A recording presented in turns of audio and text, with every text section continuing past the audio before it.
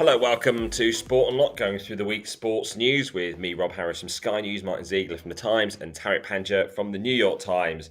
At the end of the week, when the British government announced unprecedented plans to intervene in English football with a plan for an independent regulator. Certainly the Premier League thinks that it's pretty unique in the world. So what do we make of it all? What it's going to do is do owners and directors tests, and the other main function it will do is sort of have a licensing scheme to authorise clubs to play in English football, the top 5 divisions, and basically they will have to provide business plans proving that they can continue as a going concern and don't overspend, etc., etc. And if they do, then the owners and directors can be disqualified or suspended or fined. The ultimate aim is to ensure there are clubs not going out of businesses, clubs aren't put on the brink. Very often in the lower leagues, we've seen concerns at West Brom, Coventry in recent times as well. Tariq, is this effective then to actually resolve some of these issues, given the fact there's been a sense that football hasn't managed to sort itself out as the government would see it? Still feels like more than a couple of details to iron out how this is going to work practically. But there was some of the numbers there, and I think we know them, but just putting them in the report there, quite interesting. It said the prevailing business model exhibits a significant reliance on owner funding, and I find that interesting as well. And it's true. Like, they talk about this financial success of English football, how it's led by the Premier League, the kind of richest football market in the world. But it said pre-tax losses in the Premier League and Championship were nearly 1.1 billion 2021. 19 out of the 24 Championship clubs, so that's the division below the Premier League, reported wage to revenue ratios over 100%, with a league average of 125%. So there is this problem that they've clearly alighted upon, and stuff we knew about. What is the most burning issue in English football? Financial sustainability and ensuring that bad owners don't put clubs at risk. So it will tackle that, but we're talking about how many clubs have been in administration in the last 2 years. I mean, 1 or 2. Last year, a top Premier League club had a month to sort of go through this crazy sales process, Chelsea, because it was owned by someone linked to Roman Abramovich. What would this do to prevent something like that happening? Well, it wouldn't have prevented Roman Abramovich's takeover in 2003, because there was no sense then that there was any concern about the source of Abramovich's money. It was a period of very different relations between Britain and Russia on far better terms, as we might a year of war now since Putin launched the full invasion of Ukraine, and that is what ultimately triggered the sale of Chelsea. And yet there were reports, weren't there? There were looked at Abramovich's finances in the years in between before he was sanctioned. So a very long way there, Rob, of saying it would do nothing, Zeke. So nothing about Abramovich or anyone linked, or any state actor owning a British football team. I don't think there is no interest in taking on this idea of individuals or linked to states or states themselves buying into the cultural heritage of English football. No, they've said that they won't interfere with foreign policy, and Rob is right. I mean, they will oversee takeovers clearly, but they won't. There's nothing to suggest they would have stopped Roman Abramovich taking over, or nothing to say that they would have stopped any of the Premier League takeovers really. Perhaps the Burnley one, because that was the highly leveraged takeover. They have mentioned that, but I think the Premier League is going to change the rules on that anyway. So, I mean, it's whether it's a sledgehammer to crack a nut, I guess. I think clearly the EFL especially needed to change its rules, and it did. I mean, the guy who bought Berry for £1, he was able to buy it without passing the owners and directors test. Ridiculous. What is the point of having an owners and directors test if you can buy the club without? And then it went into liquidation. Clearly, that was a completely ridiculous situation at the start. Is that one of the effective things suggested by the regulator, that it would oversee the owners and directors test? So, as it stands now, you've got the leagues themselves determining who should be the owners. So, if we look at the Premier League, it's the entity deciding things like should Saudi Arabia be allowed to buy, then ultimately they're sitting around the room with them down the line, aren't they, in the shareholders' meetings, because all 20 Premier League members are the shareholders.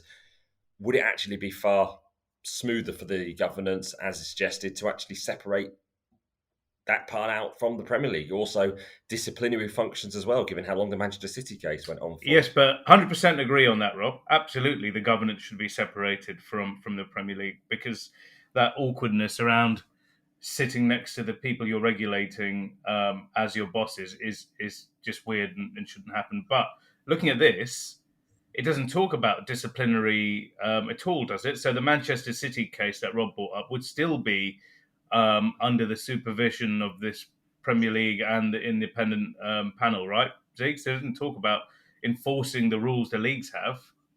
No, they won't have any disciplinary function like that in terms of financial fair play, acting with good faith towards other clubs, any sort of anything like breach of gambling rules, match fixing, anything like that. It won't have any. It won't have any involvement in that. I mean, they will remain part either under the leagues or under the FA.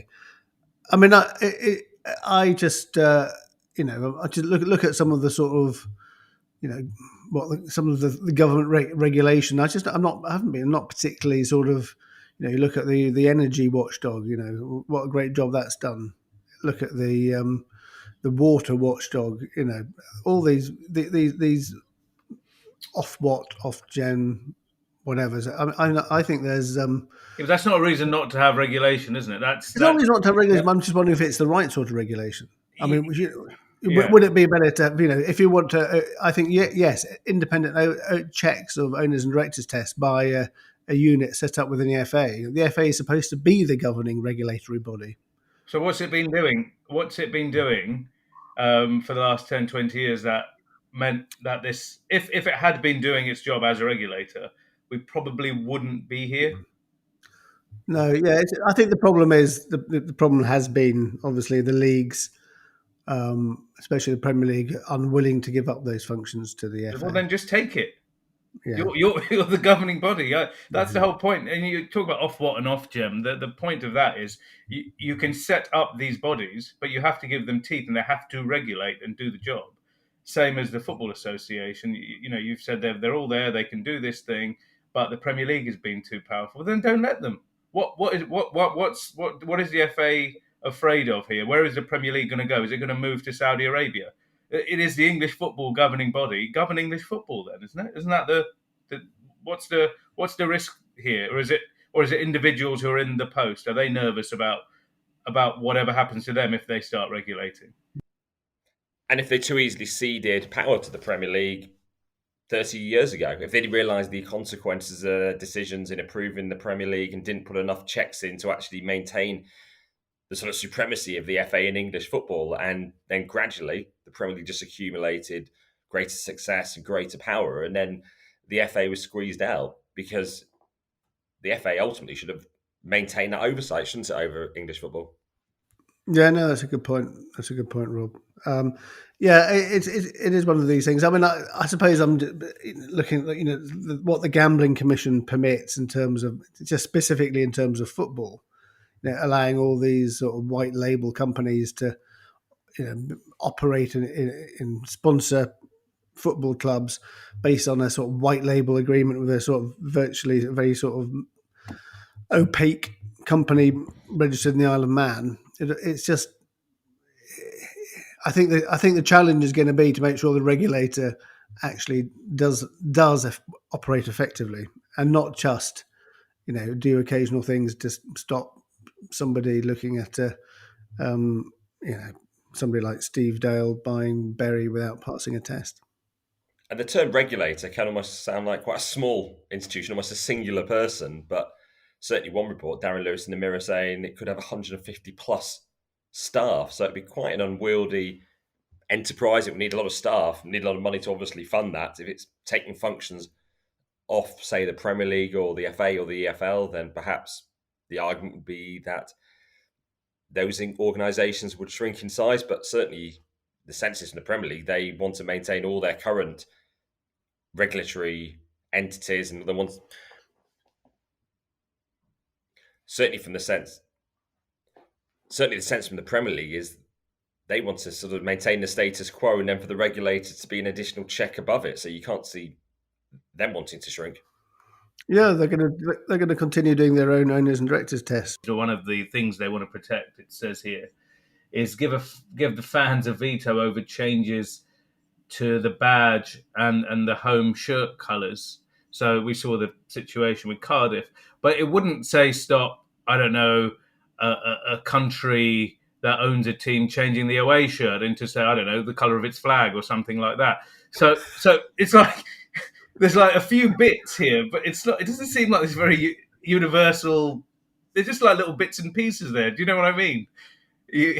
You see some admirable aims, and then other things that have not really been thought about, and you do wonder like what went into this thing, and what the results are going to be coming out. Referencing there when the Cardiff owner Vincent Tan switched the kit from blue to red, and one of the other things discussed from the regulator is how it doesn't tackle human rights. You allude there to when Newcastle switched to have one of their kits looking very similar to the Saudi Arabia kit, and in no way would it have stopped the Newcastle takeover. In fact, as we sort of focus on whether a Qatari investor will buy Manchester United, in the last week, the Qatari government's been in London signing a new communique with the British government, committing to supporting each other, tens of billions of pounds of investment between the countries.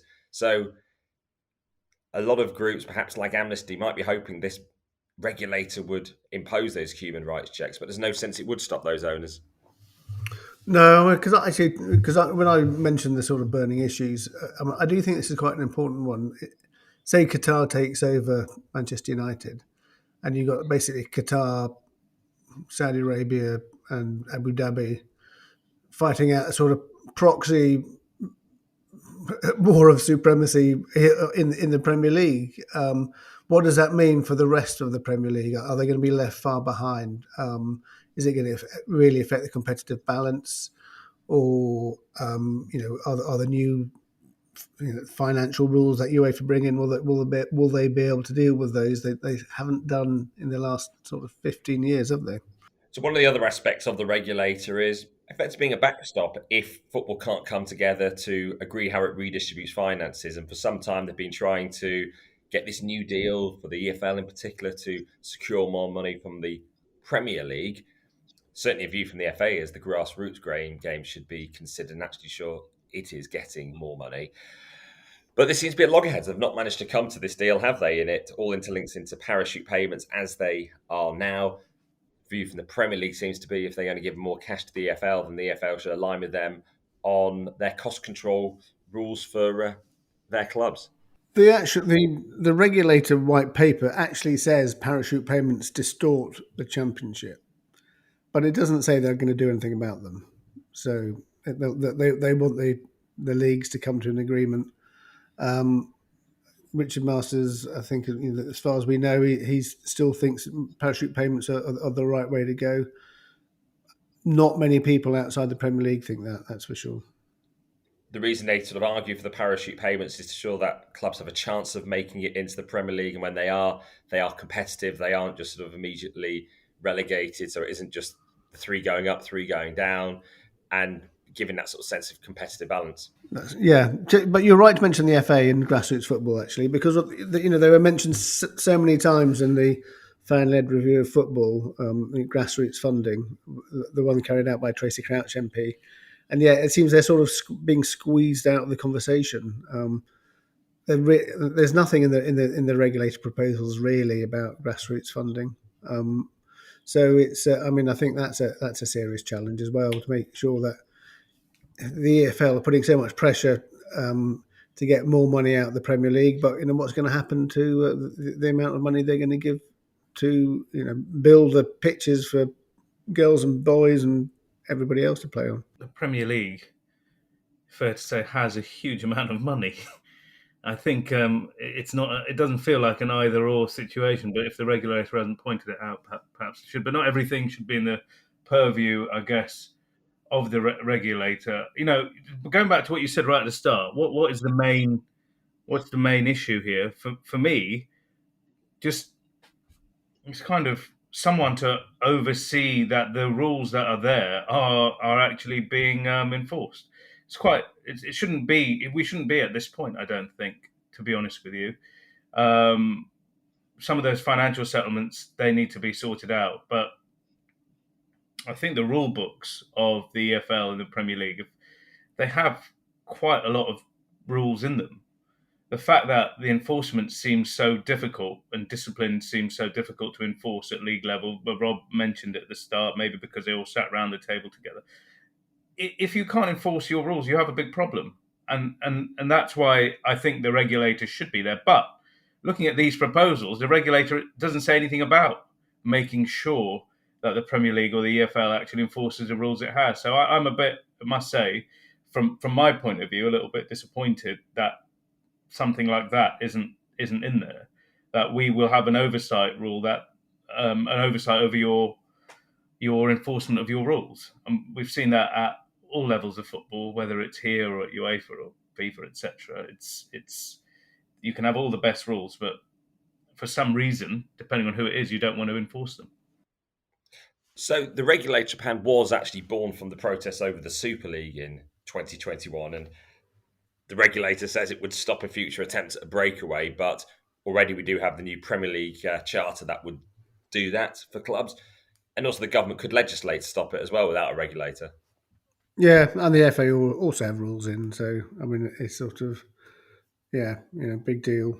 But what do you reckon of the Premier League's argument that this could deter investors from buying clubs? If we think of those protests by fans that led to the fan-led review, ultimately the government getting involved, it's interesting to see if the Premier League manages to sort of energise fans in any way in terms of the opposition, when many fans perhaps would agree and be aligned with this sort of government position that does have cross-party support. The Premier League has sort of tried to adopt this scare tactic, perhaps, to sort of warn of the consequences of a regulator. And question one posed by Richard Masters in the Times: could the new model of regulation harm the agile decision-making and ambition of the Premier League ownership and our league's appeal to investment, and so our club's ability to support the wider football pyramid? So why would it be so dramatically different? That's something you wouldn't want to buy Manchester United or even a Southampton. Well, it sounds like someone who doesn't want to be regulated, attaching themselves to the most terrifying thing that owners are scared of, and money. I don't think that's an issue. Certainly with these regulations, is there anything in these regulations that will scare off any of the owners that you described? Not really. Maybe will prevent the chap at Bury, which is a good thing. But you don't see anything in these regulations that would stop someone looking to buy a Premier League football club, do you? No, in fact, you might even say that American investors might be attracted to regulation. I mean, I know, for example, FSG at Liverpool, they liked the idea of financial fair play. That was one of the reasons they bought it. American sport's very highly regulated. Perhaps it might deter, billionaires who have a sort of slightly dubious business backgrounds from taking over. But clearly, that would be a good thing. Well, maybe not for Richard Masters, because clearly he's mentioned that as the biggest risk here. And the thing with some of these owners, they want the biggest pool of potential buyers out there. If we go back in time a little, we've had some very colourful characters that have come in, haven't we? And who knows what's round the corner. But Rob, what do you think of what he said there? The other question Richard Masters posed: could it weaken our competitive position against our European counterparts, or our position as one of the UK's most important economic, cultural and soft power assets? So in that, he's trying to sort of suggest that the government's risking one of its soft power tools there, and suddenly the Premier League clubs wouldn't be able to compete against their European counterparts. Although, of course, we've just gone through a first leg of Champions League round of 16 games without an English club winning. Well, that's a good point. No, I don't think it would affect that. In fact, from this week's government announcements, the opposite looks like it might happen, because they're going to row back on some of the Brexit affected rules around work permit visas to make it to make it easier for young overseas players to be bought by English clubs. At the moment, because of Brexit, Premier League clubs, if they have to buy seasoned internationals from overseas, that raises the transfer fees they have to pay clearly, and that's affected the sort of balance of payments compared to the rest of Europe. So actually what the governments are doing, looking at this changes to the visa requirements, could make it easier for Premier League clubs to compete in Europe in the transfer market. The Premier League clubs are the most dominant in terms of finance by a mile anyway. We've just seen this January transfer window where Chelsea spent more than all the teams in the next four biggest leagues. This idea that a regulator will massively undermine the Premier League again seems ridiculous. And that comes to the third question posed by Richard Masters. Could government intervention damage the quality of football or intensity of competition with fewer world-class players and managers and reduce investment in infrastructure, meaning that the fan experience deteriorates? What you're saying is, actually, there could be more players coming into the Premier League, or would that be fewer world-class players because we'd be opening up to more players who don't have that international experience again? I think they're sort of rowing back on what's happened since Brexit, and the regulators' functions just aren't sort of strong enough. I know they got these backstop powers that they can impose an arbitration if the Premier League and the EFL fail to come to an agreement over the financial distribution, but they're very much stressing that's a last resort. I mean, I think a lot of clubs are looking at this regulation. They may not like it, extra regulation on a point of principle, but I think a lot of them will be thinking, well, actually, it's not that bad, is it? No, it's a lot weaker than I had anticipated after all of this, I must say. It's going to go on for some time just as it goes through Parliament and the White Paper. Good news for the international governing bodies. Our focus for the start has all been on the Premier League, the richest league in the world. Perhaps something that FIFA doesn't particularly like at times, as it pursues the Club World Cup, the expanded Club World Cup to 32 teams. And a bit more information has emerged on that. Well, particularly how English clubs can find a pathway to the new Club World Cup in 2025. Yes, so the discussions between FIFA and the European football bodies, it looks like there's going to be 12. Well, we know there's going to be 12 European clubs. That's been announced. And how those 12 qualify is an interesting one because clearly Gianni Infantino wants the top clubs to be there. He doesn't want any of the big clubs to miss out. So, and UEFA want their own competitions to be recognised. So where it looks like it's heading, and I think this is fairly well agreed by everybody, is you'll have the last four Champions League winners running up to 2025 and the other eight selected on the UEFA club coefficient, i.e. performances over the last 5 years, which means that Real Madrid are already guaranteed a place if that system was confirmed. Because there was some real doubt that Real Madrid would be playing in the Club World Cup.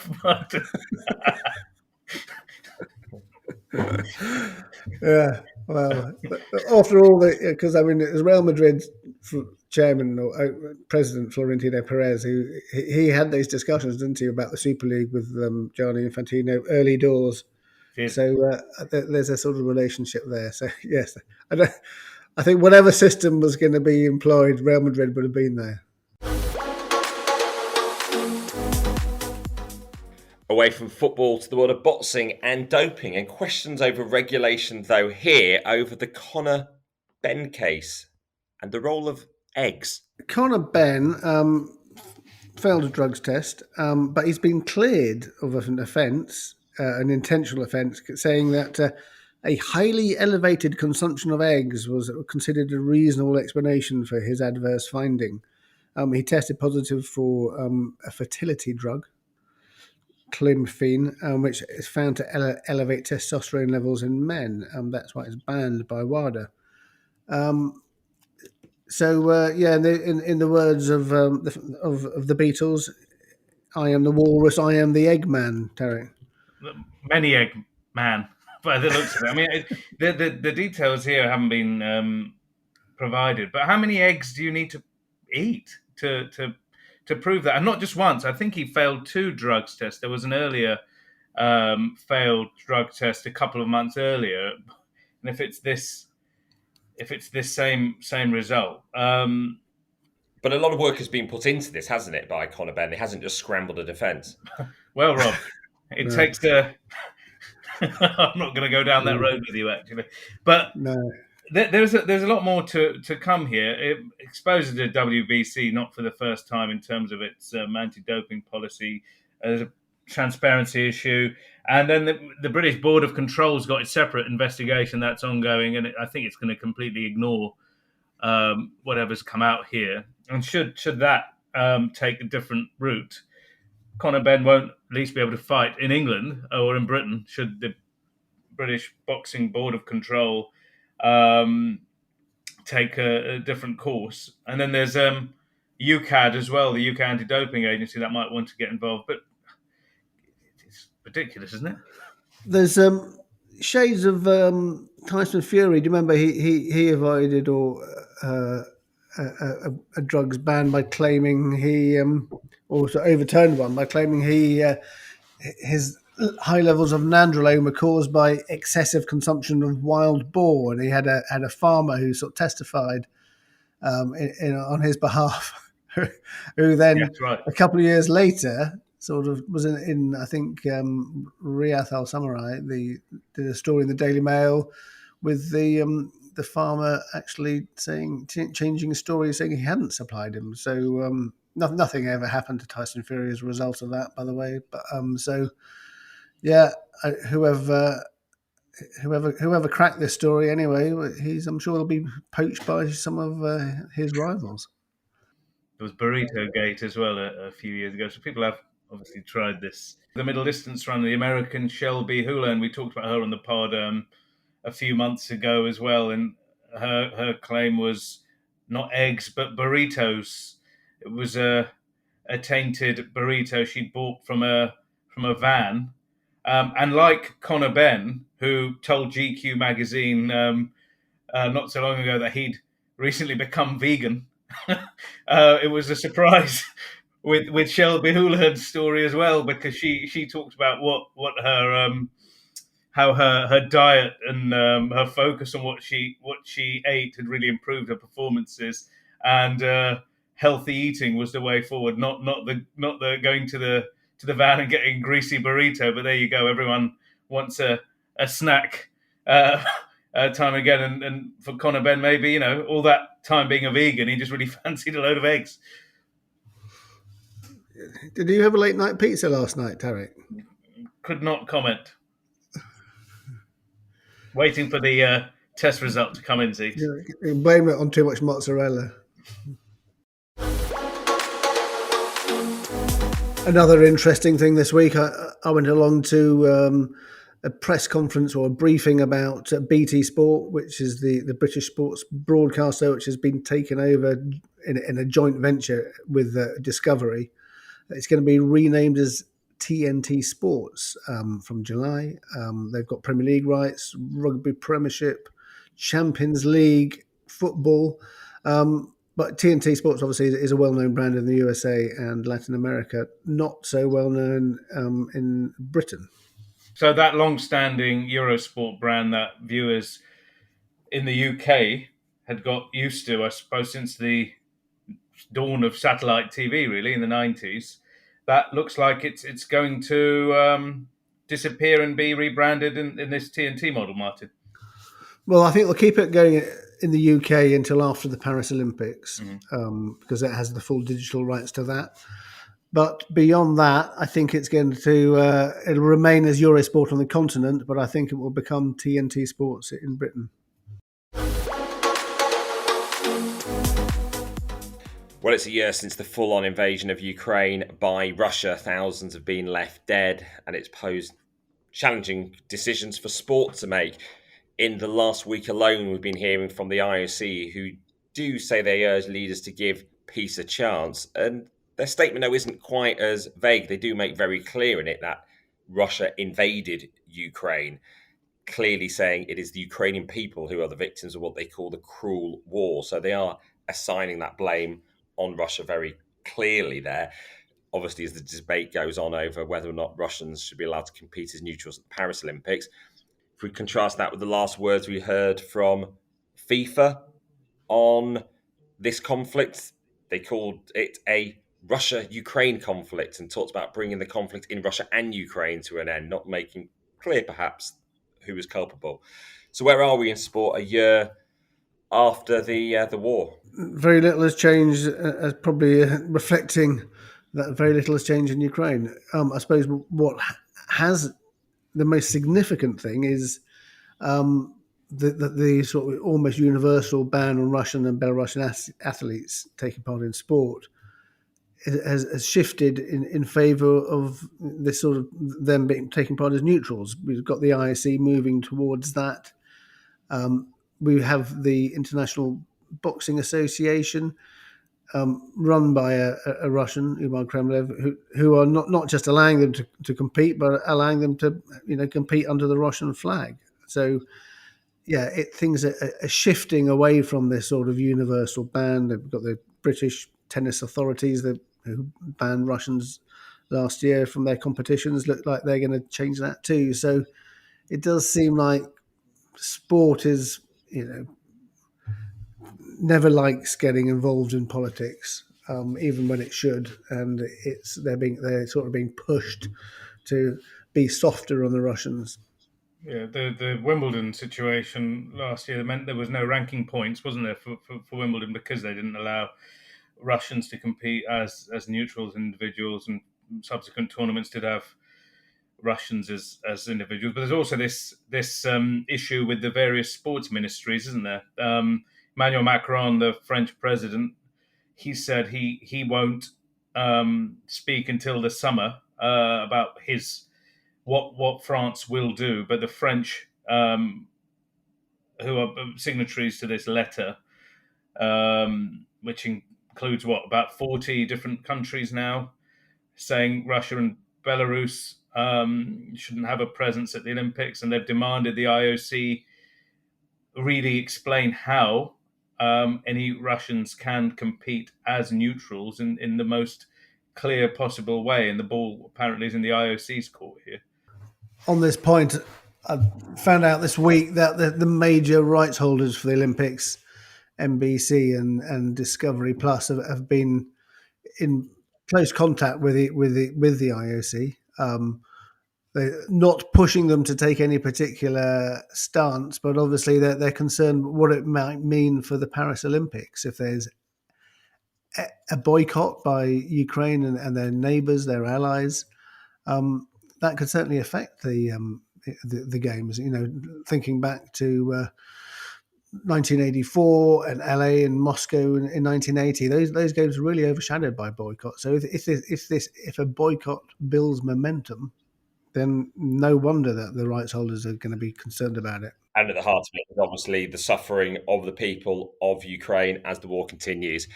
Well, that about brings an end to this week's episode of Sport Unlocked. As ever, you can hit subscribe so we land in your feed automatically, or message us at Sport Unlocked on Twitter, Facebook, and Instagram. For now, thank you for listening.